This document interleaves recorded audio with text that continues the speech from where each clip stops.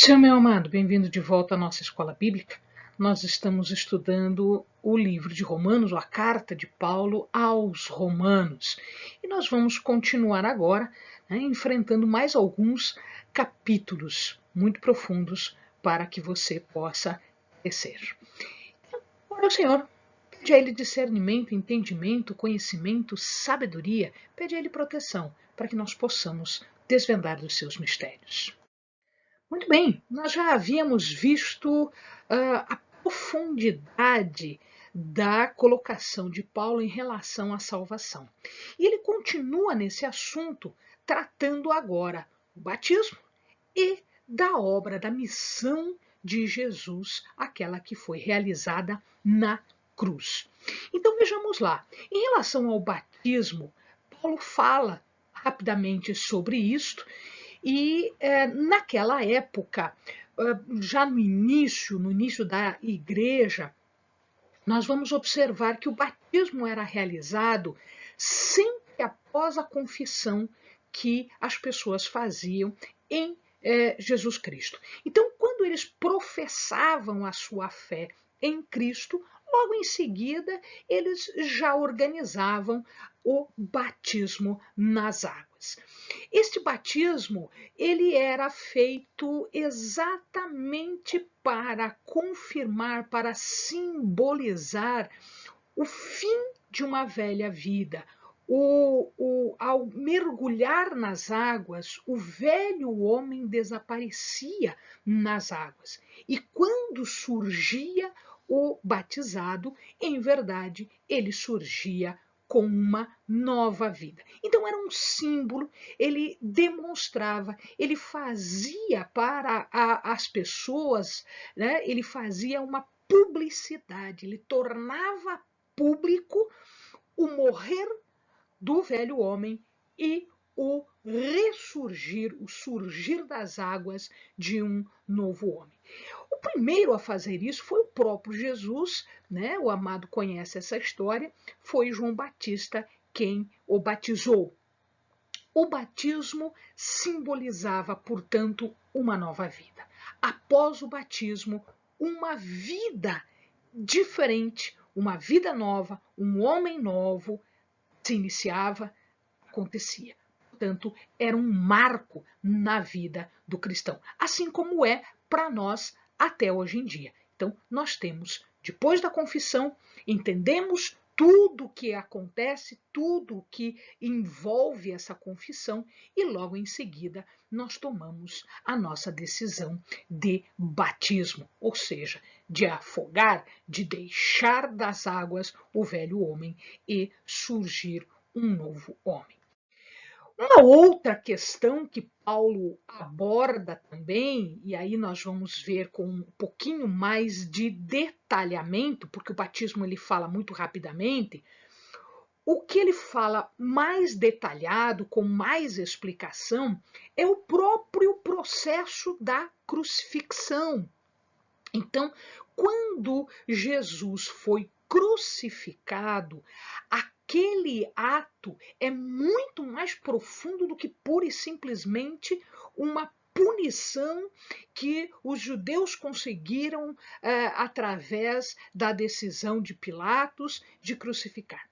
Ela significa para nós espiritualmente uma coisa muito diferente, extremamente profunda. Aqui nós temos a crucifixão, né? O crucificar, o verbo crucificar, quer dizer instauro. Né? Então, é a palavra que Paulo utiliza aqui na sua carta.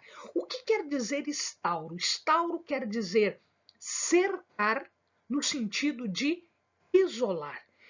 A crucificação de Jesus, e quando nós professamos fé em Jesus, nós estamos sendo crucificados junto com ele, significa dizer que aquele ato, aquele processo de crucificação, ela forma uma barreira entre o mundo e o homem.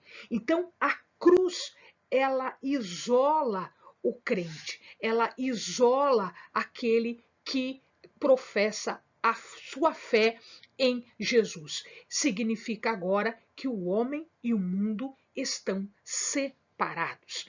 Existe uma barreira entre eles. Por que isto acontece? Paulo explica mais uma vez. A gente já viu isso na carta anteriormente, mas a gente vai ver de novo porque Paulo explica de novo isso.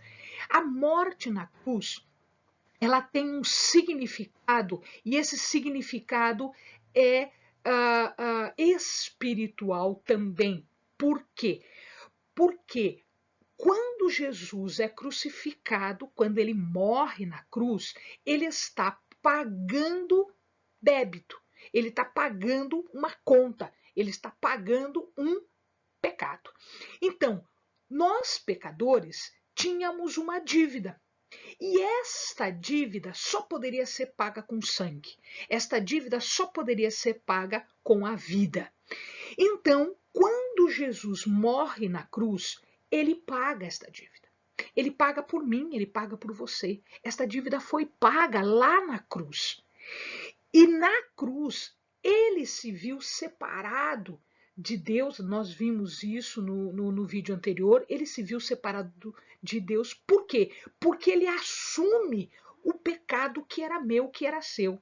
Então, ao assumir esse pecado e ao morrer na cruz, ele paga a nossa dívida, ele paga a nossa conta. E este processo de morrer, de pagar a conta, faz com que nós nos libertemos. Paulo daqui a pouquinho começa a explicar esta libertação. Paulo começa a explicar como nós ficamos livres de uma situação de mundo, uma situação de pecado. Mas ele lembra para nós o seguinte: como nós vamos aproveitar esta obra de Cristo? E ele diz que isto é feito pelo Espírito Santo. Quando nós professamos a nossa fé em Cristo, quando nós confessamos Cristo como nosso único e suficiente Salvador, quem nos moveu, quem nos auxiliou, quem nos deu força para fazer isso e vencer esta resistência em fazer isso foi o Espírito Santo. Então, é o Espírito Santo, e aqui Paulo começa a falar de Jesus e do Espírito Santo. Nós vamos ver que em várias passagens agora ele menciona o Espírito Santo, porque quando Jesus morre, ele vai aos céus, mas um tempinho depois ele manda o Consolador, ele manda o Espírito Santo. Então, nesta época em que Paulo está escrevendo, o Espírito Santo já estava trabalhando no mundo, ele já estava trabalhando entre nós. O Espírito Santo já havia sido mandado, ele foi mandado no dia de Pentecostes, e aí ele começa agora a trabalhar no coração dos homens, ele começa a trabalhar entre as pessoas. E é por isso que nós temos capacidade de nos tornarmos um com Cristo. E isto é importante, porque se nós morremos com Cristo, nós morremos para o pecado. É isso que ele vai explicar agora. Nós morremos para o pecado. E um passo depois é quando Jesus ressuscita. Se nós morremos com Cristo, evidentemente, quando Jesus ressuscita, nós ressuscitamos com Cristo. Ou seja, nós ganhamos a vida eterna, porque nós somos um com Cristo. O que acontece com Cristo acontecerá conosco. Então, morreu o pecado, morreu o pecado. Ressurgiu a nova pessoa, um novo homem, um homem da segunda geração, um homem, não Adão, porque Adão acabou de morrer na cruz, mas nasceu, então ressurge agora uma nova criatura com uma outra imagem e semelhança, que é a imagem e semelhança de Cristo. E Paulo começa a explicar por que ou como, né, nós somos livres do pecado. E ele dá dois exemplos para nós. Ele dá o exemplo do Senhor dos escravos, porque ele diz que nós éramos escravos, e ele dá o exemplo de um casamento, porque nós éramos, vamos dizer assim, casados com a lei. Então, é essa a explicação que ele nos dá na sequência. Na escravidão, e ele fala do Senhor dos escravos. A escravidão um instituto muito comum naquela época. A escravidão sempre aconteceu na humanidade, nós sempre vamos ver, nas sociedades antigas, nós sempre vamos ver uma forma ou outra de escravidão. Então, Paulo sabia que as pessoas entendiam isso e conheciam a escravidão. Por isso, ele toma este exemplo. Então, ele diz o seguinte, que assim como as pessoas eram escravas de alguém, alguém era senhor desta pessoa, porque havia comprado esta pessoa, que havia tornado esta pessoa seu escravo, assim como havia isso, e eles entendiam essa situação, quando o dono deste escravo morria ou quando o dono deste escravo vendia o escravo a uma outra pessoa, então o escravo deixava de obedecer àquele primeiro senhor, aquele senhor ou que morreu ou que vendeu. Né? Então, assim, Paulo ele vai identificar aquele instituto da escravidão com a escravidão espiritual. E ele diz o seguinte: se nós éramos escravos do pecado e o pecado morreu, o pecado morreu na cruz. Se nós éramos escravos do pecado, né, portanto, nós obedecíamos a este pecado, tudo que o pecado falava a gente fazia, porque nós éramos escravos deste pecado, a partir do momento em que Jesus paga o preço pela nossa vida, ele nos compra. Então, nós escravos do pecado, fomos comprados na cruz. Jesus pagou um preço na cruz. O pecado ou foi morto, se você entender assim, ou ele vende a nossa pessoa, porque Jesus compra, Jesus paga um preço pela nossa vida. Jesus pagou um preço pela nossa vida. E o preço que Jesus pagou foi um preço muito alto, foi um preço de vida, foi um preço de sangue. Então, o que acontece aqui é que, uma vez que isto aconteça, uma vez que eu estou agora confessando a minha fé em Jesus como meu único e suficiente Salvador, eu não tenho que dar mais satisfação para o pecado. Por quê? Porque o pecado não é mais meu dono. O pecado não manda em mim. O pecado não manda mais em mim. Por que ele não manda? Porque ele morreu na cruz. Porque Jesus pagou o preço. Jesus me comprou. Jesus me comprou a preço de sangue, a preço de vida. Então, eu não sou mais do pecado. Você não é mais do pecado. Você deixou de ser escravo do pecado. Você deixou de ter que obedecer ao pecado, porque agora o que o pecado fala ou não fala, isso é coisa dele. Eu não tenho mais nada com isso, porque a minha vida não pertence mais a ele. Eu não sou mais propriedade do pecado. Eu sou propriedade de Jesus. Eu pertenço a ele, porque ele pagou um preço por mim.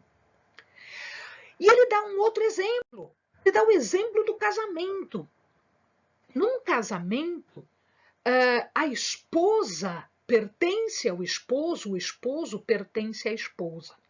Aqui ele não está falando do pecado propriamente dito, mas ele está falando da lei. Por quê?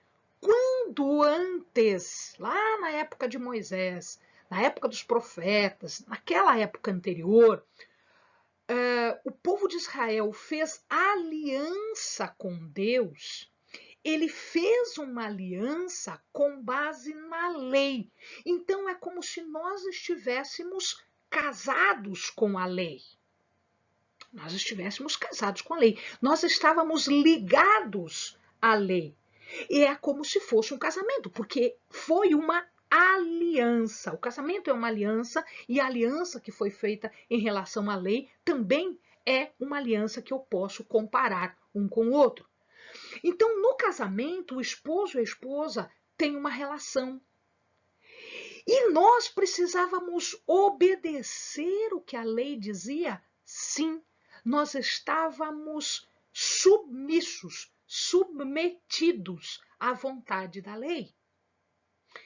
Quando Jesus vem e morre por nós, ele cumpre a lei e, portanto, a lei agora não pode mais nos submeter. Por que ele não pode? Porque Jesus cumpriu a lei. Então, o que acontece agora? Ele inaugura uma nova aliança. Então, a aliança antiga era uma aliança de lei, de justiça, que trazia as regras de pecado. Agora eu tenho uma outra relação, porque quando Jesus morre na cruz, ele elimina esta exigência. Então, como num casamento, se do casal morre, ou se o marido, ou se a esposa, o esposo ou a esposa morre, o outro fica livre. Então, neste caso, ao cumprir a lei é morta. A lei foi cumprida, então eu não preciso mais da lei. E ao fazer isso, Jesus inaugura uma nova aliança. É uma aliança nova. Rompeu-se a antiga e cria-se uma nova. A aliança da graça, porque Deus deu o seu Filho para morrer por nós, para cumprir a lei em nosso lugar, para cumprir aquilo que a lei determinava. Então, a lei foi cumprida. Nós fomos justificados? Sim, nós fomos justificados pela morte de Jesus. E ele pegou os nossos pecados e morreu por nós lá na cruz. Então, se desfez aquele laço, aquela aliança, aquela relação que existia entre o crente, entre o israelita e a lei. Porque eu crio uma nova aliança, a aliança do crente com Jesus. Então, a partir do momento em que eu confesso Jesus, a partir do momento em que eu tenho fé em Jesus, em que eu professo a minha confissão dizendo que ele é meu único e suficiente Salvador, eu estou dizendo, não, a lei não vale mais. O que é que vale? Vale agora a graça, vale agora o sacrifício que Jesus fez na cruz por mim. Então, esses são os dois exemplos, né, para explicar a crucifixão. Quando isto acontece, nós não somos levados para o céu. Nós continuamos aqui. Então, veja, eu não sei quanto tempo faz que você confessou Jesus, não sei quanto tempo faz que você é crente em Jesus, não sei quanto tempo faz em que você vive esta vida aqui na Terra, mas em relação à aliança com Jesus. Então, Paulo diz o seguinte: nós não somos retirados do mundo, nós continuamos do mundo. Jesus diz isso, que ele ia, que ele nos deixava, ele nos deixava neste mundo, mas ele estava em constante oração, em constante petição para que nós pudéssemos suportar este mundo, porque este mundo é um mundo de pecado ainda. Nem todos se converteram, nem todo o mundo teve modificação. Nós tivemos, mas nem sempre a nossa vida é uma vida retirada de desafio. Então, Paulo, ele diz o seguinte: miserável homem que sou, porque eu ainda sou carne, e na minha carne ainda existe aquela tentação de pecado. Nós somos carne e ossos e nós estamos sujeitos às condições da vida e, portanto, nós estamos sujeitos ao pecado. Mas, por outro lado, se nós já confessamos, o Espírito Santo de Deus está em nós e espiritualmente lá dentro de nós, nós temos uma nova vida, uma vida diferente. A vida antiga, a vida do Adão antigo, a vida do pecado, ela já morreu. Existe uma vida nova, uma novidade de vida, uma nova criatura, uma segunda geração, uma geração de aliança com Jesus. onde o Espírito Santo vem nos auxiliar. Mas nós estamos ainda neste mundo. E, portanto, a nossa carne ainda briga com o nosso espírito. Nós temos que fazer um esforço tremendo para não cairmos em tentação, para não pecarmos. E o espírito briga com a carne porque nós fazemos coisas erradas e o espírito começa a falar dentro do nosso coração e a incomodar e colocar, né, incômodo no nosso coração porque nós estamos fazendo coisa errada. Então existe um conflito, existe uma discussão entre carne e espírito. A carne querendo conduzir à desobediência, a carne querendo conduzir ao pecado e o espírito retendo, e o espírito tentando segurar isso tudo. Amado, o problema é, como Paulo já falou e como você já percebeu na tua vida, se você tentar por você mesmo, você não vai conseguir vencer essa guerra. Por quê? Porque o pecado é mais forte do que o homem. O pecado é mais forte do que o homem. O pecado, ele vai arranjar um jeito de fazer você pecar, de fazer você desobedecer, de fazer você se desviar do caminho. E aí, então eu estou perdida? Não, não está perdida. Claro que não está perdida. Você acha que Deus iria deixar isso? Lógico que não. Ele dá uma solução, ele dá uma saída. Qual é a saída que foi vista para nós, que foi providenciada para nós? Jesus é o nosso livramento? Sim, Jesus é o nosso livramento. Ele morreu e levou consigo os nossos pecados. Portanto, quando ele morreu, nós morremos junto para o pecado. Ou seja, o pecado já morreu para nós. Porque quando Jesus morreu, o pecado morreu. Morreu junto. Né? E se nós tentarmos pela nossa própria força, pela nossa própria cabeça, pelo nosso próprio corpo, não vai dar certo. Não vai funcionar. Então, o que acontece em Pentecostes? Deus manda um consolador, Deus manda um ajudador, Deus manda o Espírito para fortalecer o nosso espírito.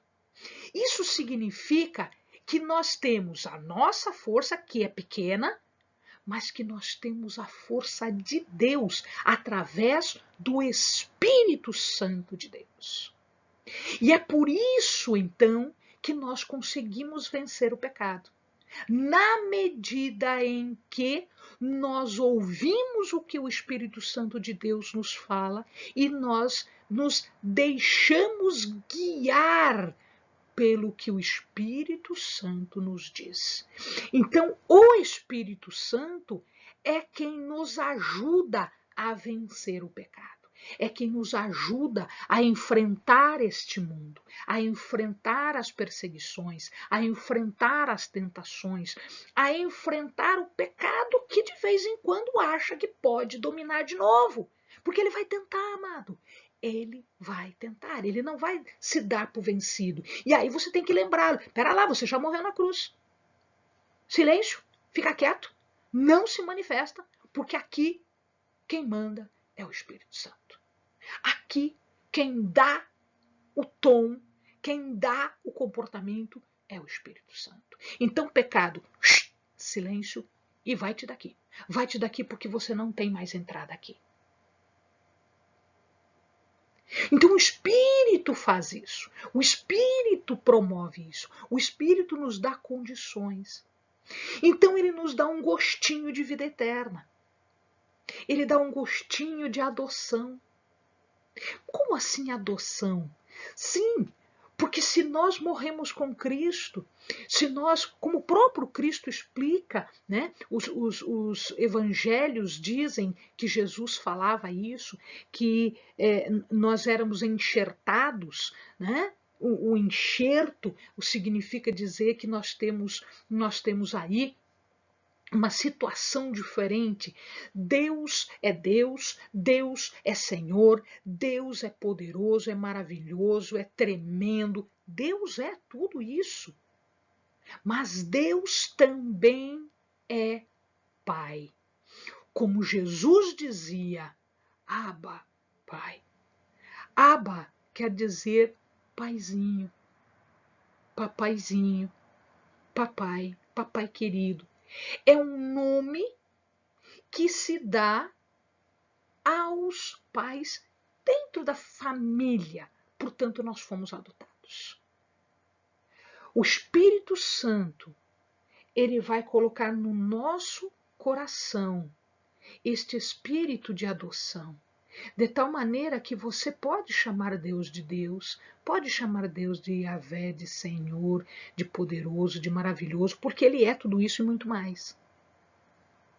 Mas o Espírito Santo também deixa claro dentro do teu coração que Deus é mais do que isso.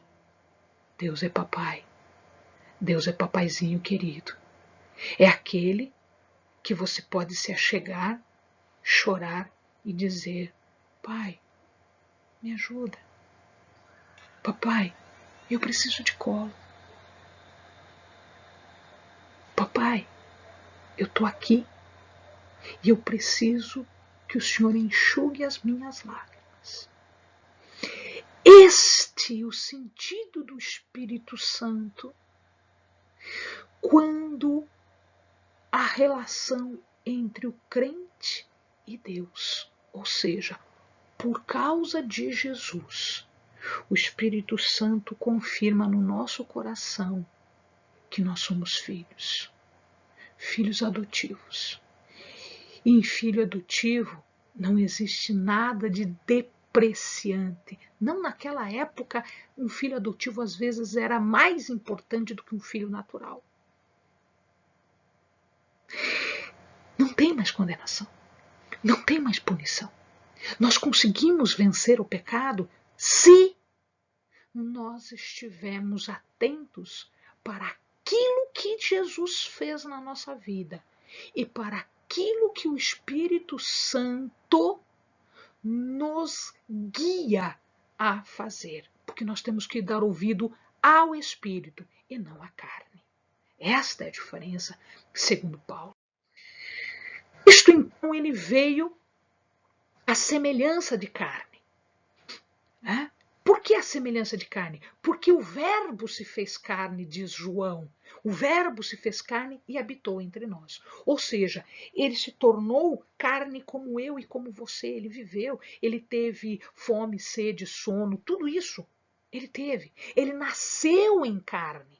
Ele tem uma natureza humana. A gente já falou sobre isso lá atrás. Mas o que diferenciava Jesus desta sua natureza da nossa? Ele continuava sem pecado. Então, porque ele estava sem pecado, ele podia pagar o preço. Ele podia fazer redenção. Ele podia fazer expiação dos meus pecados. Então, na carne de Cristo é que a condenação devia acontecer. Então, o pecado ele tinha que ser pago na carne. E isto, a execução, foi feita na carne de Jesus. É por isso que ele teve que vir em carne. Mas ele, vindo em carne, apesar disso, ele era livre de pecado. Ele não conheceu o pecado. O único momento em que ele teve esse contato foi quando ele estava na cruz com os nossos pecados, porque daí ele levou os nossos pecados. Jesus cumpriu a lei. Ele cumpriu a lei de santidade que necessitava ser cumprida. Nenhum outro foi capaz de fazer, porque ele era poderoso, porque ele veio em carne, porque ele assumiu este papel de Cordeiro Santo de Deus, que sofreu a morte para expiar os nossos pecados. E agora Jesus tornando-nos filhos de Deus pela sua morte, o Espírito consegue nos auxiliar para vencer o pecado e velha natureza, para a gente não voltar ao que era antes, porque se nós deixarmos, a gente volta ao que era antes. Então, a lição de Paulo aqui, desta missão de Cristo, desta missão do Espírito, é que todos os que são guiados pelo Espírito de Deus são filhos de Deus, são nova criatura. E aí eu deixo estas frases, essas passagens que Paulo nos dá. Portanto, agora, amado, presta atenção no que eu estou dizendo, no que Paulo está dizendo para você agora. Ele disse isso para os romanos, mas vale para mim e para você. Portanto, agora, meu amado, nenhuma condenação há para os que estão em Cristo Jesus, que não andam segundo a carne, mas segundo o Espírito. Jesus fez a obra e o Espírito Santo está mantendo esta obra. Se Cristo está em nós, o corpo, na verdade, o pecado, na verdade, está morto, porque Cristo morreu na cruz. Mas o Espírito vive. Por quê? Porque Cristo pagou o preço e, portanto, nós fomos justificados. E, portanto, o Espírito vive por causa da justiça. Amém, amados? Bons estudos.